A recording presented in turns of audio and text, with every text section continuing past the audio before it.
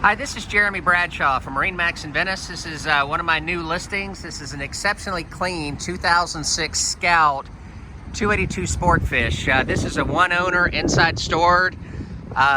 This particular owner repowered in 2015 with twin 300 Evinrudes, approximately 300 hours in the motors. Horsepower to weight ratio is great. The boat cruises comfortably around 35, top end speed 60 plus miles an hour.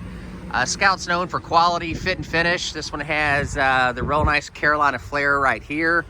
As you can see, the boat's in excellent condition. It's been, of course, inside stored, just was professionally detailed. All the service is up to date on the motors. This one also has the joystick type piloting, so the motors will work with and against each other. So we'll go to the dash here real quick. So this is going to be your main binnacles right here, and this is going to be your joystick control. We've got twin Simrad screens right here, GPS chart plotter, high-end transducer plus radar, Raymarine VHF up there, Simrad autopilot, trim tabs. Vinyls are in great shape for a 2006. The boat's in excellent condition. Very deep gunnels all the way around. We do have a windlass up front. Your cushions up front here, excellent condition.